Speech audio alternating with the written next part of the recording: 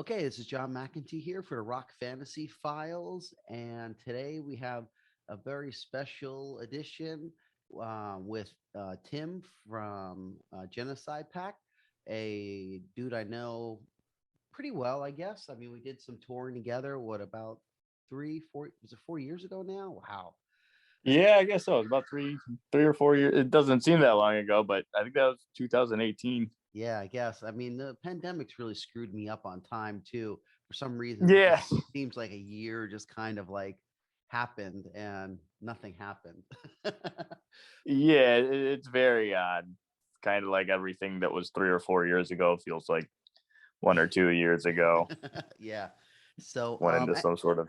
anyway, I wanted to just, yeah, I mean, you have a new album out, I guess. From the info I got, it's self-titled album, so it's Genocide Pact. Am I right? Yep.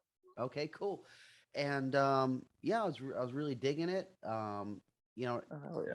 kind of what I was expecting. Just some killer old school style death metal. I mean, it has definitely a what I would consider, I don't know, maybe a punk edge to it. Not really a punk edge. That's not the right way to say it, but has that rough edge, like something you'd hear with Autopsy or something like that. So definitely cool stuff. Um, I guess to start off the questions, I don't know, just tell us tell us about the album, or give us the lowdown on the new album, I guess. Um. So I guess we got started writing it pretty late in the game. Um. I think there's a few songs that were it kind of expounded upon ideas that were in like my voice memos of riffs from probably on the tour we were on together. Oh, awesome. The Um, tour he's talking about is the Contamination tour. It was yeah, Dying Fetus, Incantation, Gate Creeper, and Genocide Pact. yeah. Um, but I think we didn't really start writing until like really heavily writing until like the end of 2019. Mm-hmm. Um, and honestly, the meat of the record was written like during the very worst part of the pandemic.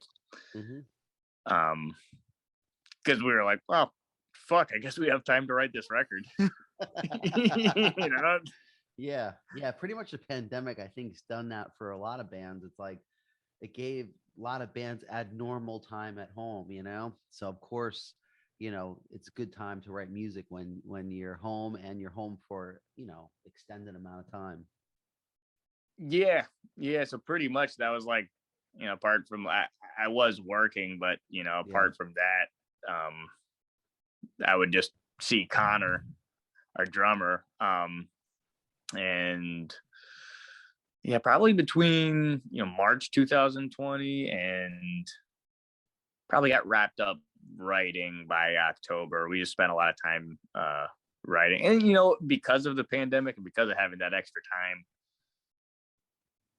it's the most time we had to really mull over every detail of every song. And on previous records, there's like parts that I can tell like we didn't have enough time with this song. Like this was finished too quickly before we recorded it because Yeah. I fucking hate that part. It doesn't.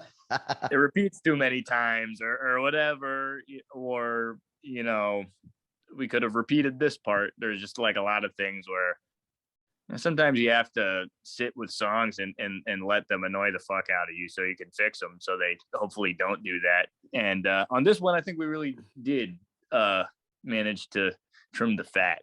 Yeah. Uh, I think it's a double-edged sword, because sometimes, having a lot of time to really review the song could sometimes also just you overthink things too much, and it could screw up the song too. But at the same time, sometimes if you don't give it enough time too, yeah, obviously the song doesn't mature properly. So I think it's a tough thing to balance. I know, as far as myself as a musician, I've noticed that sometimes being spontaneous is really cool, but other times it just it's a big fail. So, Yeah.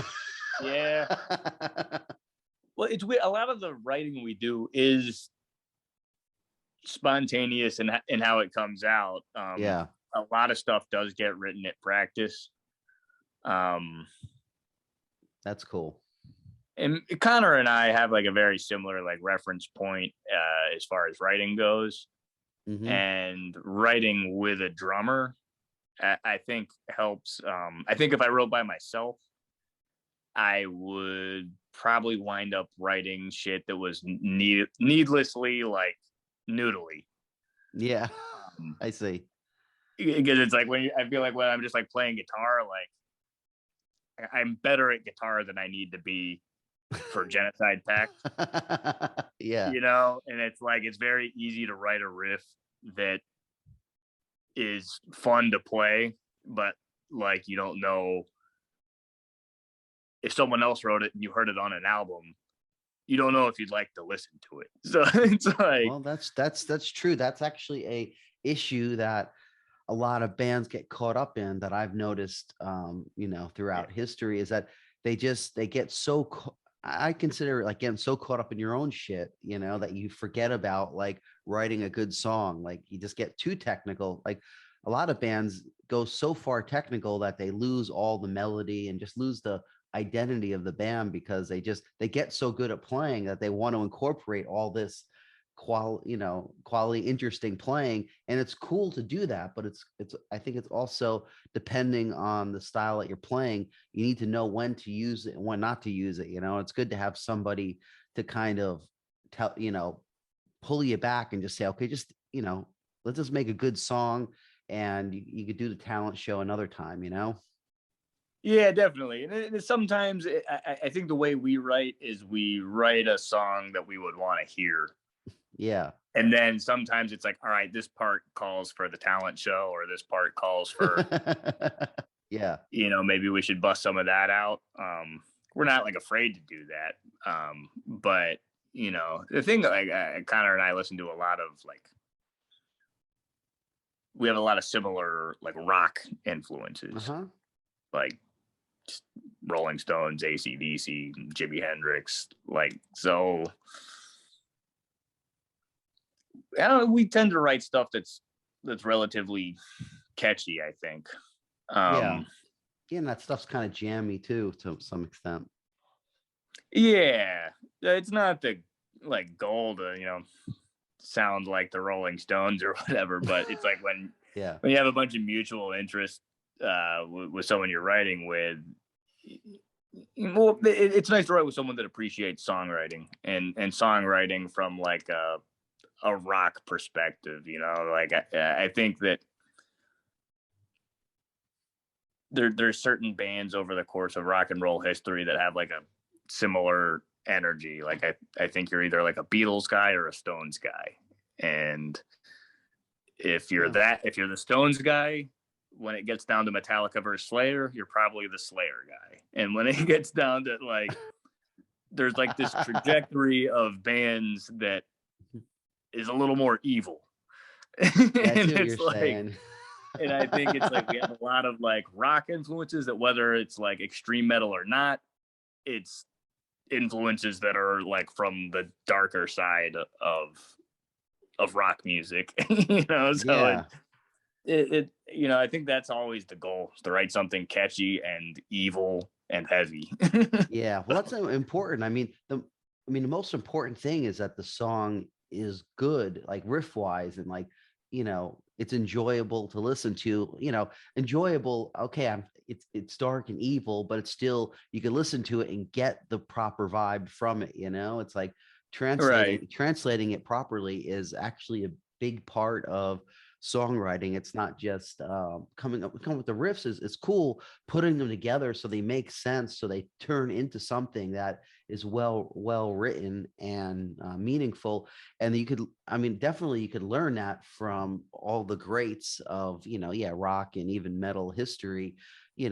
Great songwriters, it translates into what we do with more extreme death metal, or doomy death metal, or whatever you want to call it. But Yeah, I think it's very very important. So it's a good point that you have there for sure. Yeah, I mean it's we're definitely a band that um respects everyone that came before us. And I think that's, sometimes it's cool to like listen to something that's like a subgenre of a subgenre, but Hmm. I think it's also important to like zoom out and like this comes from Black Sabbath to Slayer to Napalm Yeah. Death to it's you know I think we have a lot of respect for all eras of heavy metal.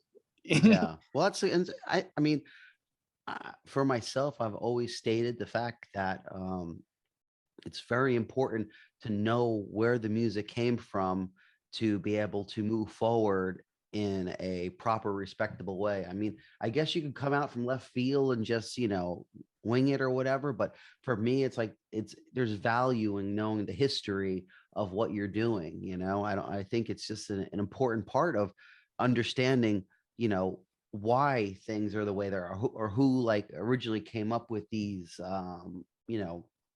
musical concepts that are making you what you are today. So that's really cool to see that you respect your past, because there's a lot of it's crazy, but I've interviewed people and know people that just try to pretend like nothing they do existed before they did it. And it's just like it just doesn't work that way, Yeah, I everybody. mean It's yeah, I mean there's only fucking 12 notes, like to think you're doing anything that fucking original is Yeah, some people will get a little bit too, what's the right word, proud of themselves, I guess, and they start I mean, it's good to have confidence, and it's good to, yeah. feel good about what you do, but it's also good to have it put it in perspective, in my opinion. I do think it's good to maybe have some variety in the influences you draw from, Yeah, you well, if know, everyone draws from the same influences, then because I think, if you're putting maybe hopefully you put 4 or 5, 6 bands together that someone else isn't, because sometimes you hear shit that, especially, like we're like we play old school death metal and we're young dudes. Um, yeah, and there's a lot of bands that I think, what I think happened is a lot of the technical side of death metal, I think, hit its logical extreme. Like yeah, what, like how much further can that envelope be pushed? I mean, it really can't. And so I think that there's like almost like a reset in people's minds where it's like, let's write some death metal that is fucking fun to listen to first and foremost. That being said, sometimes I'll hear a band where it's like, Jesus fucking Christ, like could you hit the nail on the head like anymore? It's where it's like, or when they say it's like blah blah blah worship or something like that. It's like, man, like sometimes it's a little too similar to one band. yeah.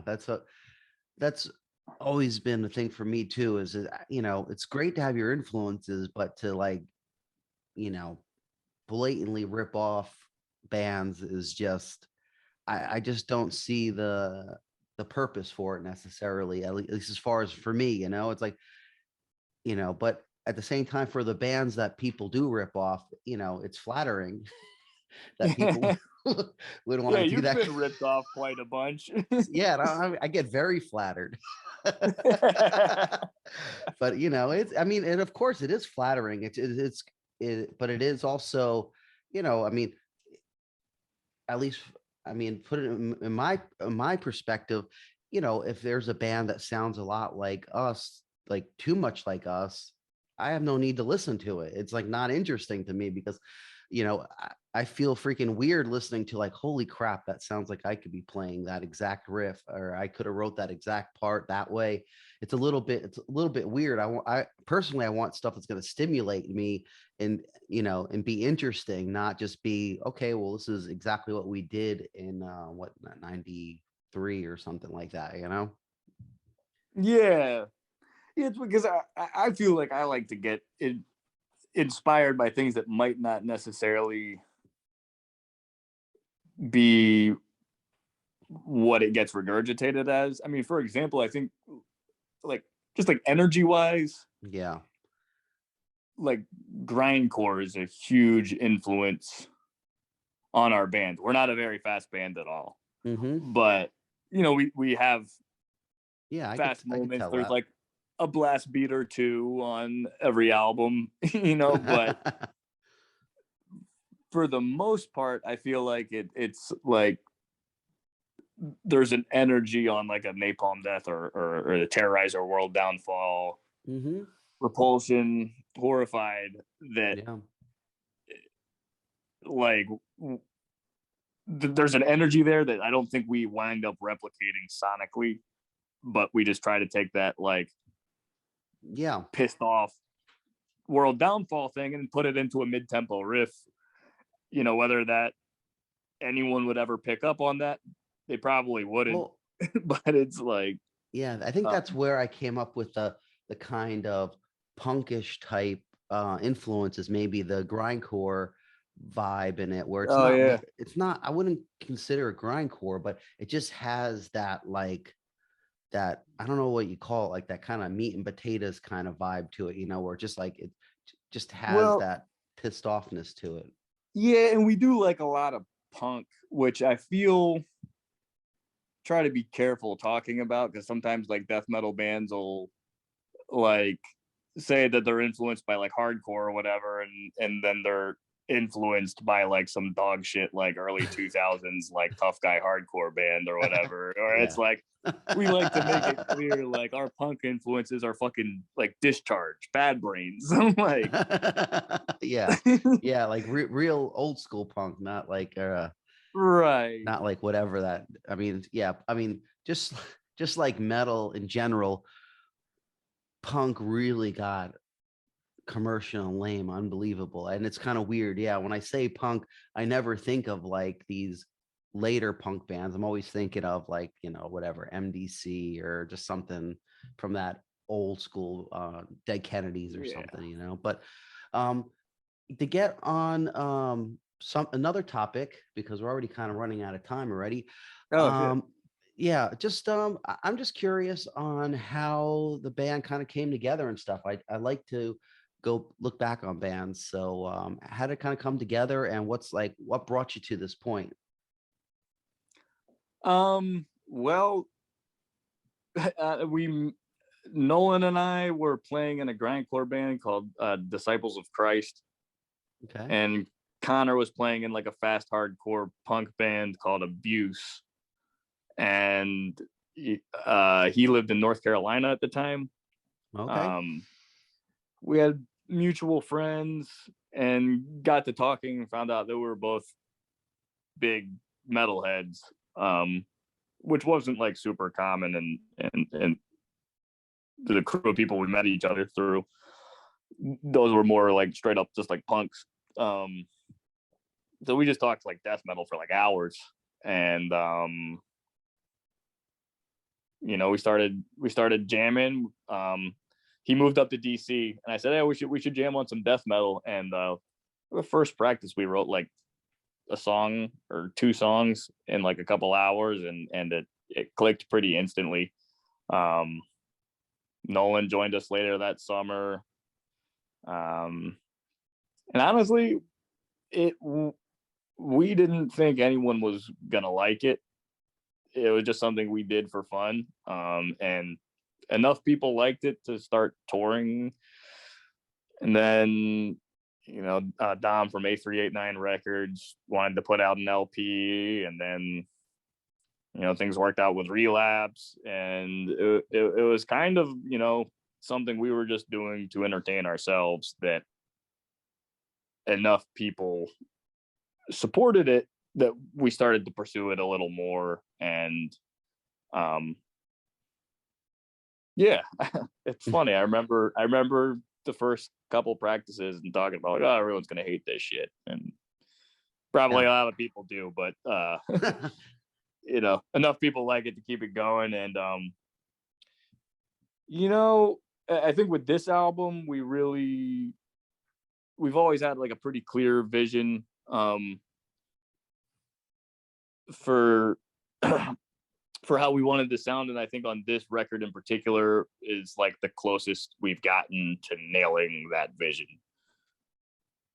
Yeah.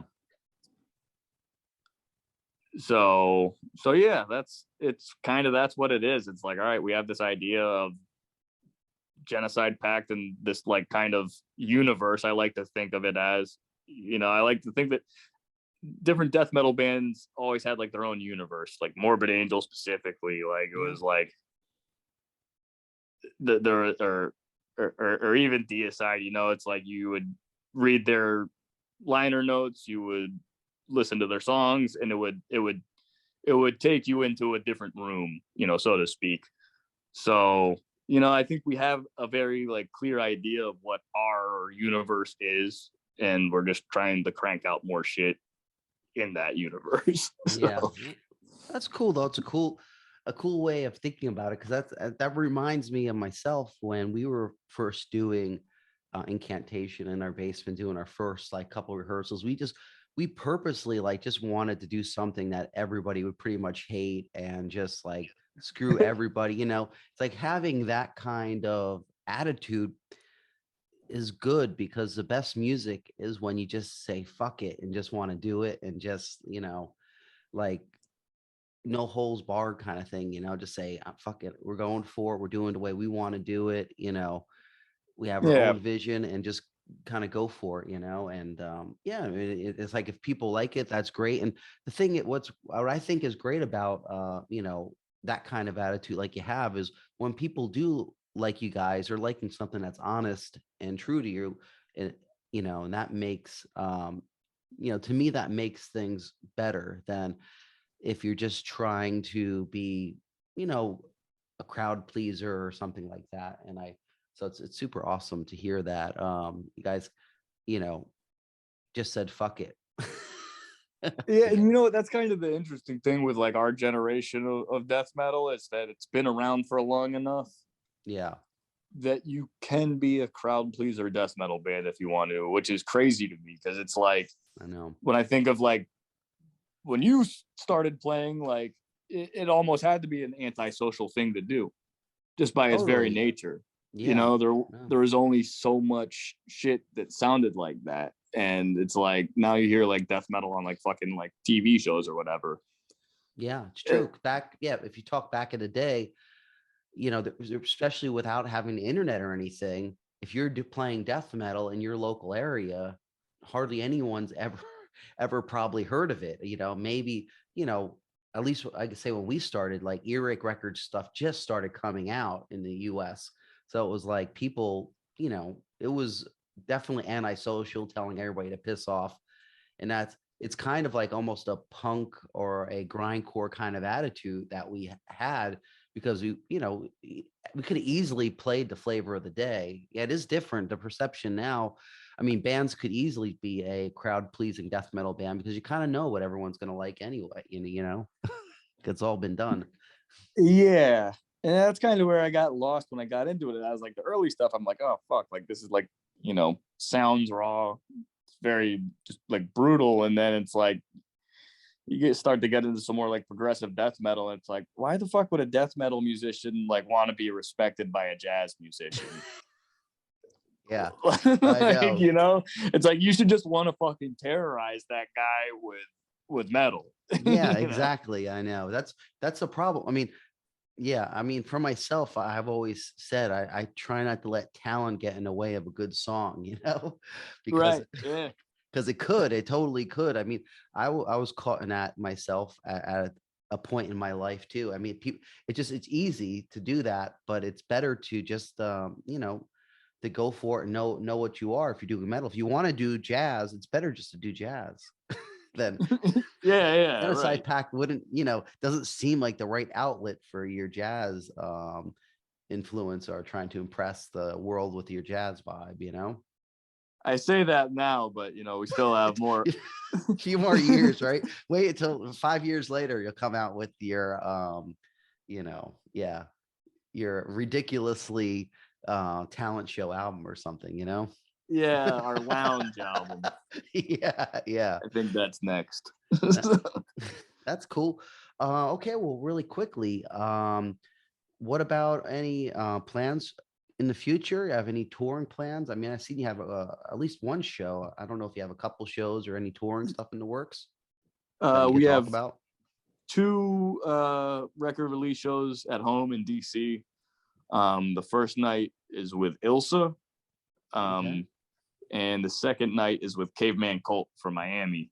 Oh yeah. I'm really Okay. excited about that. And I love those guys. Yeah, That's they're some of the great. most raw, brutal shit. And December 18th in New York City with Zibalba. And we've got some stuff cooking for 2022. Awesome. We just got a European agent, so hopefully something in Europe Yeah. later next Echelon, right? year. Yeah. Actually, yeah. Yeah. We work with them. Hell yeah. We're teammates yet again. And yeah, hopefully something in April. We all kind of got pretty serious about this, like, work during COVID, because we fucking had to. Yeah. So hopefully, sometime in the spring, we're looking to have all the stars aligned to hit the road in the US. Awesome. Well, hopefully that works out, and look forward to seeing you guys, on Yeah. tour somewhere or even just hanging out. It'd be definitely really cool. Yeah, Um, man. awesome. And I guess I'll close out the show with my normal little ending. So just want to thank everybody for checking out the show and check out the new album by Genocide Pact on Relapse Records. What's the release date for it? December 3rd. December 3rd. I had to think about Pre-order your copy now, hook them up. And yeah, and also just in general, buy stuff from, the band's website directly, support the underground, or buy, the Genocide Pact record or anything else you're going to buy if you can from an independent record store instead of a big box store. Support the little guy absolutely. if you can. And just I don't know, there's something else I'm supposed to say, but I can't think of it now. But anyway, thank you very much for the interview, and we'll be in touch and just keep killing posers on with your new album, and see you guys Absolutely.